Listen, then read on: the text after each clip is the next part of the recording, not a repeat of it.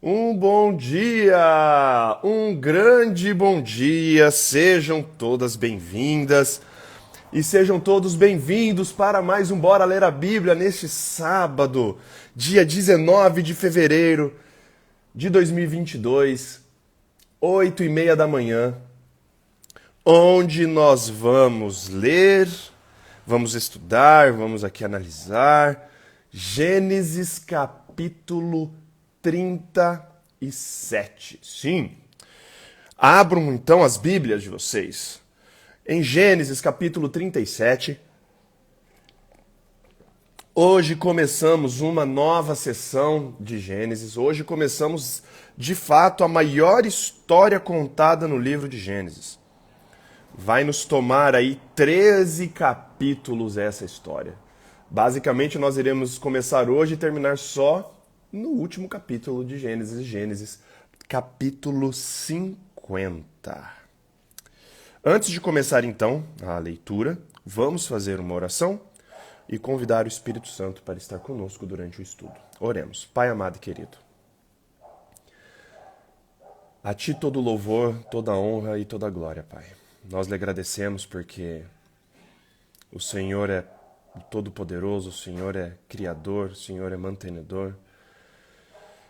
Agradecemos porque o Senhor é amor, o Senhor é justiça e o Senhor, Pai, tem cuidado de nós. Agradecemos, Pai, pelas inúmeras bênçãos que o Senhor nos concede. Agradecemos pela bênção de termos um lar, termos uma cama. Agradecemos pela noite de descanso. Agradecemos, Pai, por estarmos vivos nesse dia com saúde, com tranquilidade. Agradecemos pelo dom da vida. E agradecemos pela oportunidade que temos agora de abrirmos a Tua palavra, Pai, estudarmos ela de forma livre. E hoje nós vamos começar, Pai, a estudar o capítulo 37, e aqui é o início da história de José. Que o Senhor esteja conosco, que o Senhor envie o Teu Santo Espírito para estar conosco, para nos dar a sabedoria, para nos dar o entendimento, para que a gente possa compreender as nuances que o texto quer mostrar para a gente. Que o Senhor nos revele novas informações, que o Senhor nos mostre novas perspectivas que antes nós não tínhamos observado. E que possamos juntos aqui, Pai, crescer no estudo da Tua palavra. Seja com todos que estão aqui ao vivo, Pai, e seja também com os que estão acompanhando a gravação. Tudo isso nós te pedimos e agradecemos por amor do Seu santo e maravilhoso nome, Pai. Amém. Muito bem, gente. Gênesis capítulo 37. Ontem nós estudamos todos os descendentes que foram ditos, os descendentes que foram de Esaú, juntamente com os descendentes de Seir, porque quando Esaú ou Edom se muda para as regiões ali de Seir, ele se mistura, os descendentes dele, os filhos, os netos se misturam com os filhos de Seir e as filhas de Seir, e ali começa uma dinastia edomita com reis e tudo mais. Então ontem foi um interlúdio. Hoje nós começamos aqui uma nova etapa. Nós vamos começar agora, como eu já disse antes, a história de José.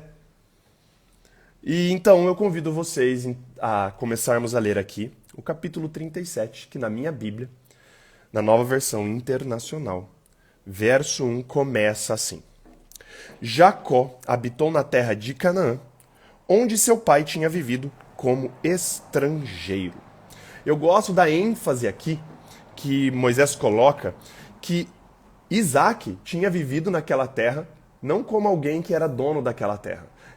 Ele viveu naquela terra como um estrangeiro. O que Deus já tinha falado para Abraão muitos anos atrás. Ele tinha dito para Abraão, não sei se vocês se lembram, mas eu quero refrescar na mente de vocês, que ele promete a Abraão que aquela terra, Canaã, seria da descendência dele. Mas que ele não veria a descendência dele, ele não estaria vivo para ver eles tomando posse daquela terra. Falou que demoraria ali 400 anos, 4 gerações, até que a iniquidade dos amorreus chegasse ao limite. Lembram-se disso? Então aqui existe ainda ênfase e Moisés querendo contar, escrever para o povo de Israel que estava lendo esse livro, que ainda eles não eram donos da terra. Eles tinham vivido ali como estrangeiros, eles não deram donos de nada. Eu acho muito interessante essa ênfase. Nessa época aqui, e aí começa, esta é a história da família de Jacó. Quando José tinha 17 anos, isso é muito interessante. Isso acontece durante todos ali, as grandes famílias, os patriarcas aqui na Bíblia. Ele fala, o narrador, Moisés, começa falando, esta é a história da família de Jacó. José, quando José tinha 17 anos. Quem conta a história da família, quem conta a história de Jacó não é ele mesmo. Quem conta a história do pai é o filho.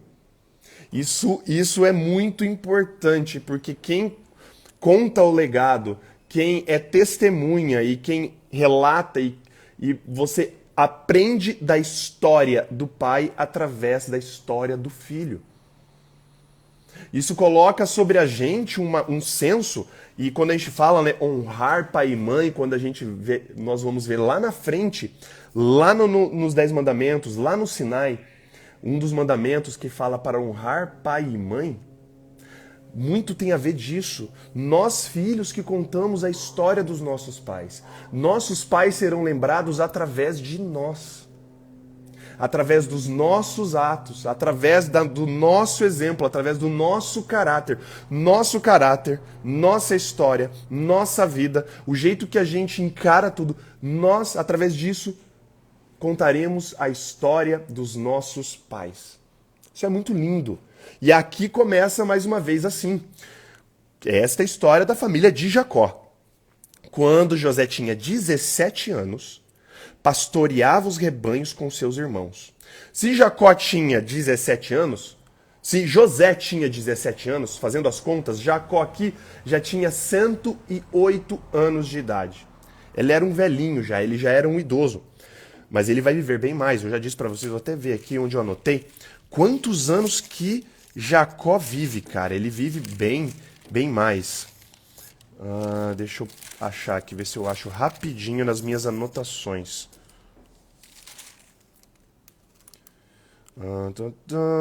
Não tenho aqui.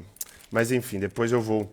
Tem algum lugar, alguma passagem, algum versículo aqui da Bíblia que fala quantos anos que Jacó ainda viveu. Mas Jacó aqui tinha 108 anos de idade. Era velhinho. E aí o filho dele, José, o filho da esposa... Cara, vamos pensar aqui eu vou me demorar um pouco, e talvez eu demore um pouco mais na história, porque a gente tem que entender todo o contexto que está acontecendo, né? Vale lembrar de como eram os filhos de Jacó, os filhos de Israel. Nós lembramos de todas as atrocidades que eles fizeram. Nós lembramos de quando Diná foi abusada por Siquém.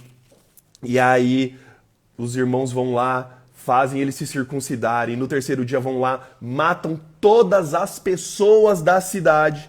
Pessoas que não tinham nada a ver com a história. Eles assassinam todas as pessoas. Simeão e Levi, eles vão lá, arrebentam todo mundo, passam a espada. E aí, cara, eles voltam, depois mostra Rúben, aproveitando o luto do pai por causa da Raquel, se deita com a concubina do pai, no incesto, ele se deita com Bilá. Cara, assim, ó, os filhos de Jacó, os filhos de Israel, eram assassinos, adúlteros, promíscuos, invejosos. Eles tinham, cara, se você for pegar lá em Gálatas 5 os frutos da carne e pegar e fazer um check nos filhos de Israel, tinham todos isso. E no meio disso tudo, olha o que acontece. Né? Vamos continuar lendo aqui. Quando José tinha 17 anos, pastoreava os rebanhos com seus irmãos. Ajudava os filhos de Bilá e os filhos de Zilpa, mulheres de seu pai, e contava ao pai a má fama deles. Ora, verso 3, Israel gostava mais de José do que qualquer outro filho, porque ele havia nascido em sua velhice. Por isso mandou para ele fazer uma túnica longa. Então vamos começar, vamos construir o personagem aqui. É muito importante a gente ter essa construção do personagem na nossa cabeça para a gente entender motivações, para a gente entender narrativa, para a gente entender tudo. De todos os filhos que Jacó tinha, que Israel tinha, José era o preferidinho. Isso aqui já começa errado. Porque a gente viu lá atrás a preferência de Isaac por Esaú e a preferência de Rebeca por Jacó. Essa preferência declarada por um filho ou por outro já é o suficiente para dar uma tragédia na filha. Muitos pais, eu não sou pai ainda, muitos pais devem ter, tipo assim, um filho, uma filha preferida, mas eles nunca falam. E eles se esforçam ao máximo para não demonstrar que eles têm um filho ou uma filha de preferência. Aqui não.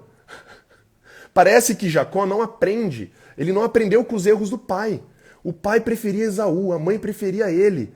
Rolou esse racha na família e toda a treta que aconteceu foi por causa dessas preferências.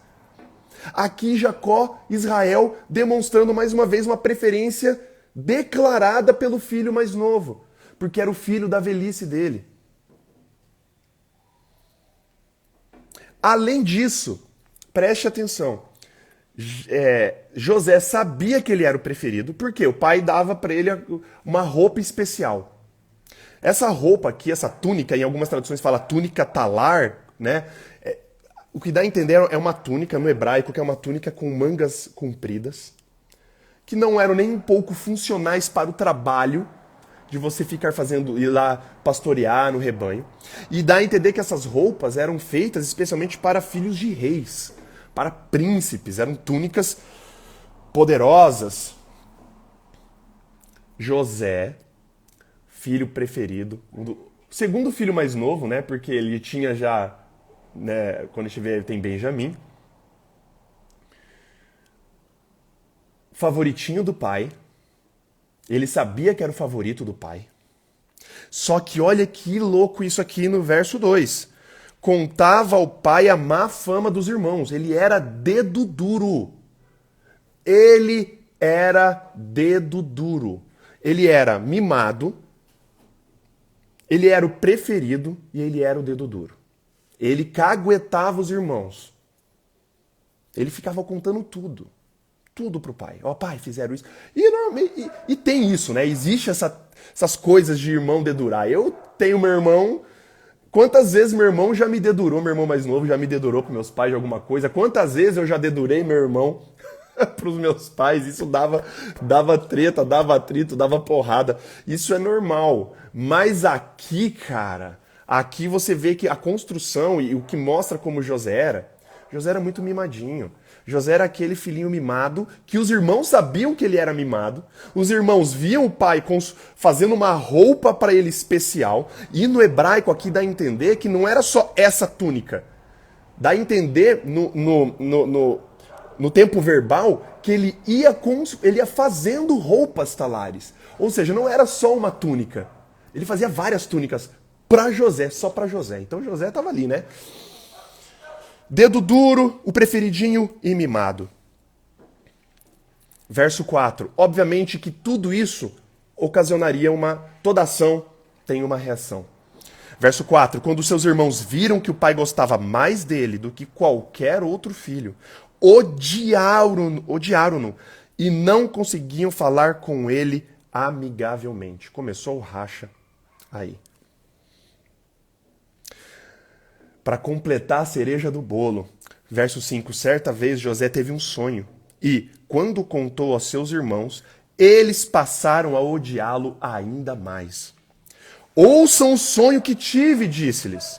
Estávamos amarrando os feixes de trigo no campo, quando o meu feixe se levantou e ficou em pé, e os seus feixes, seus ruela, se ajuntaram ao redor do meu e se curvaram diante dele. Feixe de trigo. Seus irmãos disseram: então você vai reinar sobre nós, seu feixe de trigo? Quer dizer que você vai nos governar? E odiaram ainda mais por causa do sonho e do que tinha dito. José, cara, mimadaço, e ainda faz questão de contar que, cara, o sonho que teve. Mas ele não para por aí, ele teve um segundo sonho. Depois teve outro sonho. E aqui mostra a imaturidade de José. Olha, vamos construir o personagem aqui então. Vamos, né? Ele era mimado, ele era preferidinho, ele era dedo duro, e aqui mostra a imaturidade dele. Por quê? Porque ele, ao perceber a reação dos irmãos ao contar o primeiro sonho, ele devia ter ficado quieto no segundo sonho. Eu, mano, vou guardar isso pra mim. Eu que tive o sonho, não era pra eu declarar isso. Mas não. Aqui ele demonstra imaturidade e ele vai e conta o segundo sonho pros irmãos, mesmo sabendo que os irmãos já pensavam dele. Depois teve outro sonho e contou aos seus irmãos. Tive outro sonho, e desta vez o sol, a lua e 11 estrelas se curvaram diante de mim. Quando contou ao pai e aos irmãos, o pai o repreendeu e lhe disse: que sonho foi esse que você teve? Será que eu, sua mãe e seus irmãos viremos a nos curvar até o chão diante de você?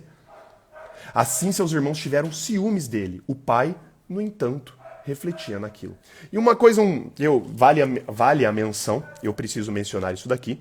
Existem eruditos, existem estudiosos, existem teólogos que argumentam que este segundo sonho, preste atenção, que esse segundo sonho talvez não tenha sido um sonho dado por Deus, ou um sonho de fato e talvez possa ter sido inventado por José para cutucar ainda mais. Por que que eu digo? Porque no sonho fala do sol, da lua e 11 estrelas. Sol o pai, a lua a mãe e as 11 são os 11 irmãos. A mãe aqui já tinha morrido na história. Raquel já tinha ido para a sepultura.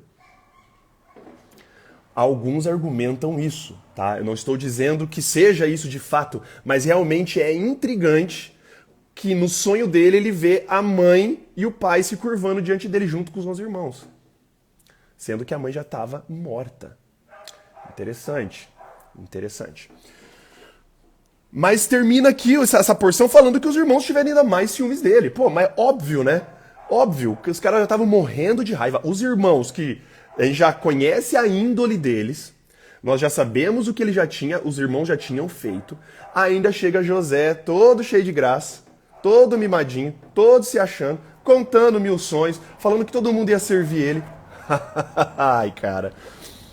Verso 12. Aí começa agora a próxima sessão. Os irmãos de José tinham ido cuidar dos rebanhos do pai, perto de Siquém. E Israel disse a José: como você sabe, meu filho, seus irmãos estão apacentando os rebanhos perto de Siquém. Quero que você vá até lá. Sim, senhor, disse ele. Disse-lhe o pai: vá ver se está tudo bem com seus irmãos e com os rebanhos, e traga-me notícias. Jacó o enviou quando estava no vale do Hebrom. Vamos lá, de novo. Siquém, vocês lembram de Siquém, certo? Siquém é aquele lugar onde os irmãos tinham feito a chacina, onde os irmãos tinham matado todos os homens, saqueado todos os mortos, roubado todos os itens, trazendo todas as mulheres, rebanho, ouro, prata, no mesmo lugar.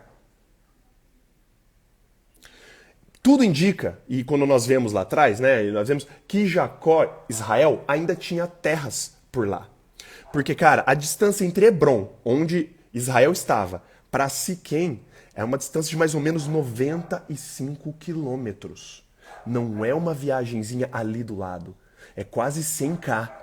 Quase 100 quilômetros de distância, e essa prática de você revezar rebanhos, pastagens, é muito comum até os dias de hoje. Então, os irmãos de José pegaram os rebanhos do pai para trocar de pasto e estavam indo mais para o norte. 95 quilômetros para o norte. E aqui também uma coisa que desperta a minha atenção, que Israel não conhecia o ódio, o ciúme que os irmãos tinham de José. Os irmãos de José acho que camuflavam muito bem isso. Eles não queriam demonstrar para o pai o ódio e o ciúme que eles tinham do irmão mais novo, porque se Israel soubesse disso, ele não teria mandado o filho mais novo sozinho numa viagem de 95 quilômetros lá longe para investigar e para espionar os irmãos mais velhos. Provavelmente Israel estava com medo, né? Pô, eles saíram de lá fugido. A galera lá ainda lembra deles. Será que vai rolar treta lá? Será que eles vão querer matar meus filhos? Vão querer roubar meus rebanhos? José, meu espião, meu dedo duro, vai lá. Se Israel tivesse noção da raiva que os irmãos mais velhos tinham por José, ele não teria feito isso. Então, mostra também que os irmãos, eles tinham isso contido. Eles não demonstravam isso pro pai, porque se o pai tivesse meio neurônio e sacasse disso, ele não teria mandado o filho numa viagem sozinho de 17 anos, 95 quilômetros, para ver os irmãos. Continuando o verso 14. Mas José se perdeu quando se aproximava de Siquém. Um homem o encontrou vagueando pelos campos e perguntou: o que é que você está procurando? E ele respondeu: procuro meus irmãos. Pode me dizer onde eles estão apacentando os rebanhos? Respondeu o homem: eles já partiram daqui. Eu os ouvi dizer: vamos para Dotã. Dotã, de Siquém, era mais 25 quilômetros. Inclusive tem um milagre muito interessante em Dotã, que nós iremos ler lá em Reis com Eliseu. Existe um milagre muito interessante que acontece nessa região aqui. Assim, José foi em busca dos seus irmãos e os encontrou perto de Dotã. Mas eles o viram de longe e antes que chegassem, planejaram matá-lo. Lá vem aquele sonhador, diziam uns aos outros. É agora! Vamos matá-lo, jogá-lo num desses poços e diremos que um animal selvagem o devorou. Veremos então o que será dos seus sonhos. Bah. Aqui os irmãos já tramaram, né? Cara, agora era perfeito. Cara, 100 quilômetros de distância, a mais até, eles estavam em Dotã, que era para o noroeste. Quase 130 quilômetros da casa do pai. Ah, é agora, bicho. Agora que a gente vai completar o nosso plano aqui desse sonhadorzinho.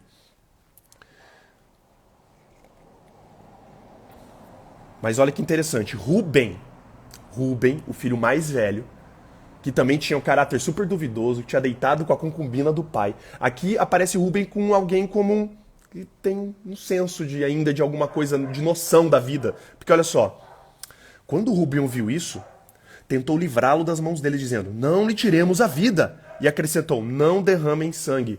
Pelo amor de qualquer coisa, não derrame mais sangue. Joguem-no naquele poço no deserto, mas não toquem nele. Aí, nota de rodapé de Moisés. Rubem propôs isso com a intenção de livrá-lo e levá-lo de volta ao pai. Pô, Rubem era o filho mais velho. Rubem tinha noção, ele amava o pai dele. Ele sabia o que o filho mais novo, mesmo com toda a raiva, ele sabia o que o filho mais novo, José, significava para o pai. Ele não queria machucar o pai. Ele tinha a intenção, então, de livrar José. Essas cisternas, esses poços, eram poços vazios que ficavam ali para quando chovesse, enchesse e dar de água para os rebanhos. Chegando José, seus irmãos lhe arrancaram a túnica longa, o que fazia, né, o que era aquele lembrete constante que ele era o favoritinho. Ou seja, deixou ele nu, peladão, tira a túnica, agarram-no e jogaram no poço, que estava vazio e sem água. E olha que interessante na sequência. Ao assentarem-se para comer, viram ao longe uma caravana de ismaelitas que vinha de Gileade. Seus camelos estavam carregados de especiarias, bálsamo e mirra que eles levavam para o Egito.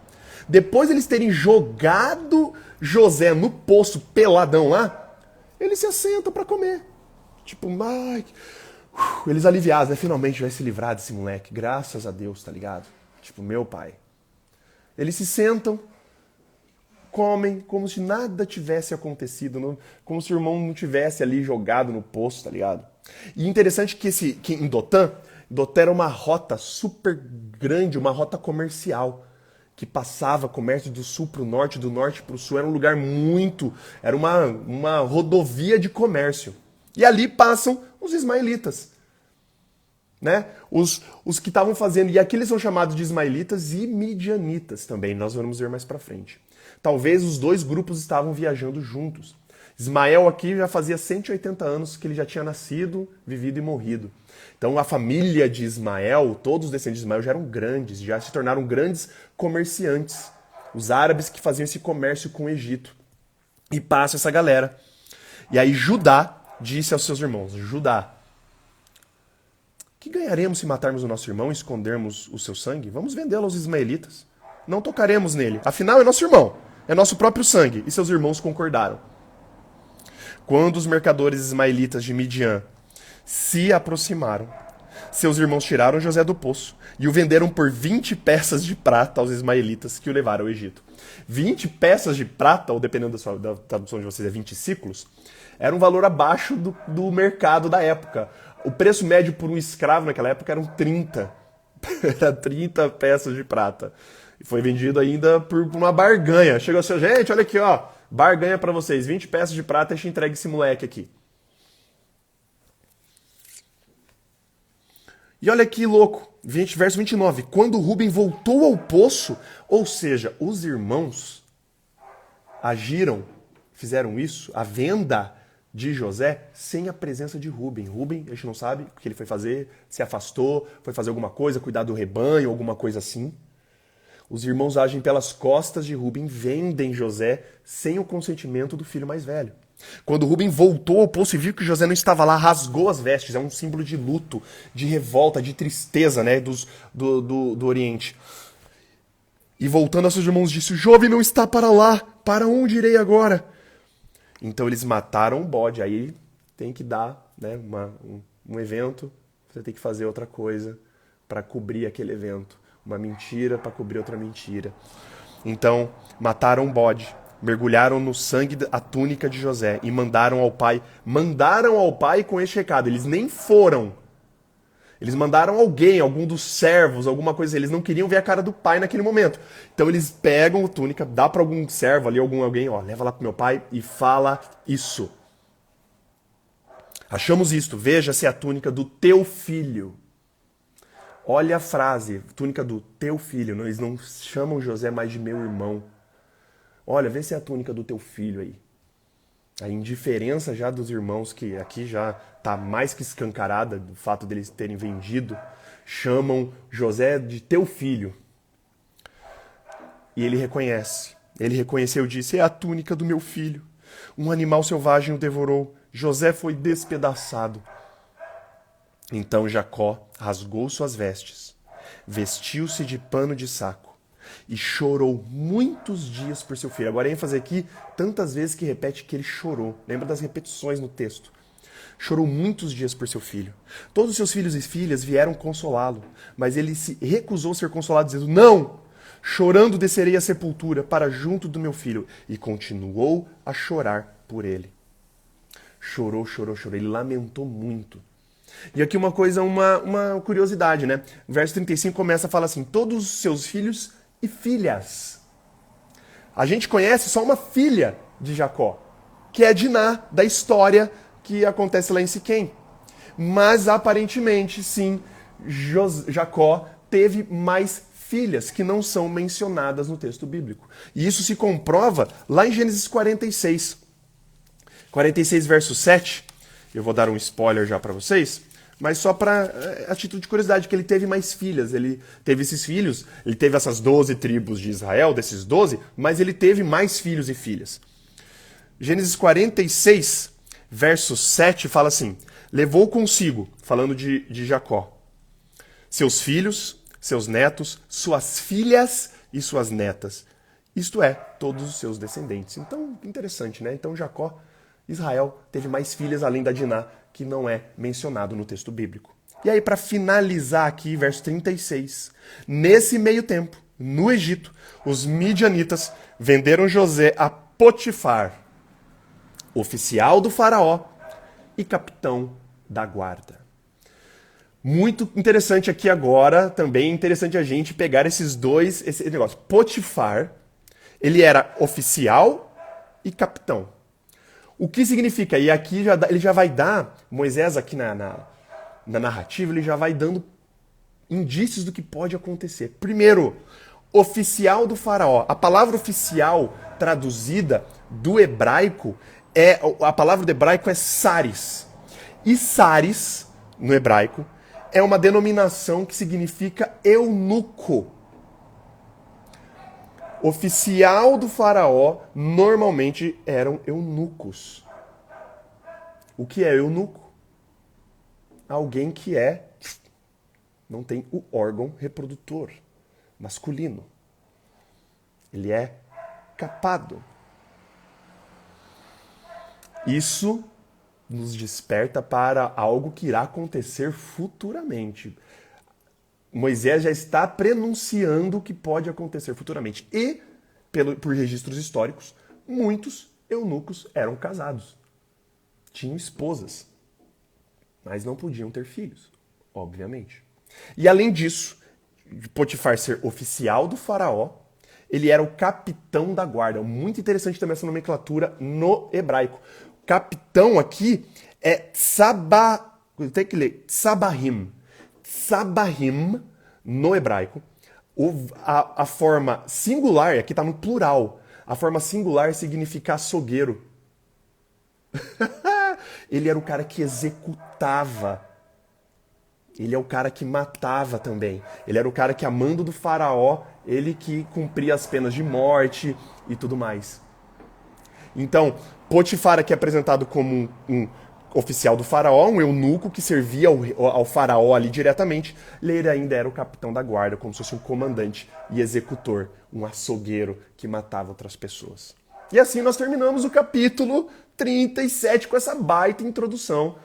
E eu gosto muito de filme, eu gosto de cinema, eu gosto de histórias, e eu não consigo não enxergar aqui, e aí depois eu vou convidar vocês a pesquisarem sobre a jornada do herói. Existe uma teoria que Campbell, nos anos 40, ele formulou que Joseph Campbell falou que todas as histórias podem ser encaixadas, não completamente em todos os critérios, mas todos podem ser encaixados dentro de um ciclo que chama-se o mito do herói. Que aí, cara, fala da vida ordinária, fala do chamado à aventura, se a pessoa recusa o chamado, algo tira ele da zona de conforto, ele tem essa morte para a vida comum que ele tinha. E nessa morte que ele tinha para a vida comum, ele vai ter uma preparação, ele vai ter provas que vão fazendo ele melhorar. Aí vai ter uma aprovação suprema, uma aprovação maior. Dessa aprovação ele tem uma recompensa, aí ele ressurge, ele ressuscita para a nova vida dele, como alguém já herói, como alguém que já passou.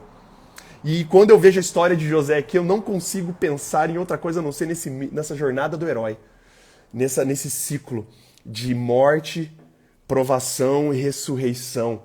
E nós iremos acompanhar isso ao longo da história dele até o fim de Gênesis. A gente vai analisar esse ciclo da jornada do herói. E eu não vou entrar nisso, mas eu queria deixar vocês pensando nisso. Tentem se colocar no lugar de José. José aqui, em todo esse momento, no final, não mostra nada do que ele pensava, do que ele sentia, o que passava na cabeça dele, se ele estava questionando a Deus. Não passa nada, não mostra nada. A gente tem um rádio mudo aqui do que José estava sentindo. E eu convido vocês aí durante o dia, depois de terminarmos aqui a nossa leitura, quando terminamos o nosso Bora Ler a Bíblia, de vocês pensarem, cara, o que devia estar passando na cabeça de José? O que estaria passando na sua cabeça se tivesse acontecido exatamente isso com você? Pense em todos os pontos que nós analisamos hoje. Você sendo o filho ou a filha mais nova, a filha mimada, a filha preferida, a filha dedo dura, a convencida, a imatura. E aí acontece tudo isso. O que estaria passando na sua cabeça no momento que você estava ali, sendo jogada dentro do poço, vendida como escravo, escrava? Tenta imaginar e tenta se colocar no lugar de José. O que você faria no lugar dele? Durante toda essa nossa história que nós iremos ler, tenta imaginar isso. O que eu faria no lugar dele, se eu tivesse passado por tudo isso? Se um dia eu chegasse a reencontrar esses meus irmãos, o que eu faria com esses caras? Pense nisso. Vá pensando. Como se você nunca tivesse lido a história de José. O convite que eu faço a vocês é: esqueça. Vamos estudar capítulo a capítulo. Esqueça do que você já estudou de José. Faz esse exercício. Tenta analisar o capítulo por si mesmo e como ele terminou. E o que você estaria sentindo, o que você faria? Vamos terminar então com uma oração. Pai amado e querido, lhe agradecemos muito, Pai, por mais um dia. Agradecemos por mais uma vez o estudo da Tua Palavra. Agradecemos porque hoje nós começamos a estudar a história de José. A maior história do livro de Gênesis. A jornada do herói aqui escancarada. Nós vamos ver, Pai, desde a queda de José até a sua ressurreição, entre aspas, até a sua ascensão. E é muito interessante nós acompanharmos tudo isso. E mais interessante ainda, Pai, é nós nos colocarmos no lugar dele. E essa é a tal da empatia, né? É nós nos colocarmos nos chinelos dos outros, nos sapatos dos outros, no lugar dos outros. Que durante toda essa nossa leitura, Pai, que acompanharemos aqui pelos próximos 13 dias, quase 2 semanas aí de leitura, que nós nos coloquemos todas as vezes no lugar dele.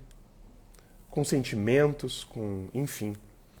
Para a gente ver como realmente que José, no final, foi uma pessoa diferenciada, Pai. Queria pedir que o Senhor abençoasse a todos aqui, abençoasse a todas as famílias representadas. Que o Senhor, Pai, nos dê um ótimo sábado, Pai, um ótimo final de semana, com as suas bênçãos, com a sua proteção. Nossos corações também se voltam, Pai, para as vítimas de Petrópolis. As famílias que estão enlutadas, as pessoas que perderam suas casas, a tragédia que está acontecendo lá, Pai. Que esse momento de luto, de tragédia, Pai, desperte em nós a nossa vontade de servir ao próximo, de ser a sua mão ajudadora para o próximo, Pai. Que nós possamos doar, que nós possamos ir atrás, que nós possamos, Pai, tentar fazer a nossa parte. Não só lá em Petrópolis, mas com as pessoas que estão ao nosso redor também sofrendo, que estão precisando da nossa ajuda, Pai. Seja com esses menores do reino. Seja com esses que perderam as casas lá em Petrópolis, seja com os moradores de rua, seja com as pessoas que estão refugiados de guerra, que tiveram que fugir de seus países, de seus lares, abandonar a família, abandonar tudo. Seja com todos esses, Pai. Perdoe também os nossos pecados e faltas. Tudo isso nós te pedimos e agradecemos. Por amor do seu santo e maravilhoso nome, Pai. Amém. Galera, queria agradecer a presença de todos vocês. Se é a primeira vez que vocês estão entrando aqui no Bora Ler a Bíblia, seja aqui no Clubhouse, seja no Instagram, saiba que nós fazemos isso todos os dias ao vivo, de segunda a sexta, das 7h30 às 8 da manhã, sábados, domingos e feriados, das 8h30 às 9, todos os dias, lendo um capítulo da Bíblia por vez. Então, fica o convite. Se é a primeira vez que você está entrando, você pode me adicionar aqui no Clubhouse como seu contato. Ativa o sino de notificação do meu perfil. E lá você vai ser avisado ou avisada toda vez que eu iniciar a sala. É a mesma coisa aqui no Instagram. Se é a primeira vez que você está entrando e gostou, me adiciona aqui como seu contato no Instagram. Ativa na minha bio, lá no meu perfil, o sino de notificação da live, para você ser avisado ou avisado toda vez que eu iniciar a live. E aí o Instagram vai te avisar toda vez que eu iniciar a live. Caso você perca o ao vivo, nós subimos isso aqui também para o nosso podcast no Spotify.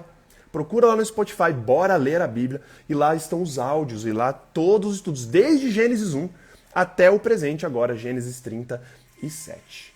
Também subimos o vídeo da nossa live do Instagram para o nosso canal no YouTube, caso você queira assistir o vídeo também.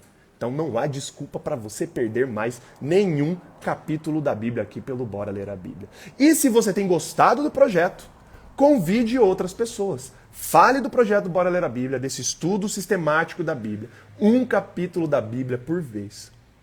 Tudo isso com o objetivo de tentar fazer todos nós voltarmos ao hábito do estudo diário da Bíblia. Não só aqui nesses momentos, mas você em sua casa, sozinha, sozinho, você pegar a Bíblia e você investigar a palavra diariamente. Beleza, gente? Foi um prazer começar hoje aí. Começamos então uma nova história, uma grande história. Conto com a presença de vocês aí diariamente para vermos o que vai se desdobrar da história de José. Beleza? Então ficamos por aqui. Até amanhã então, 8h30 da manhã, com Bora Ler a Bíblia, Gênesis capítulo 38. Um beijo, um abraço para vocês. Valeus e falows!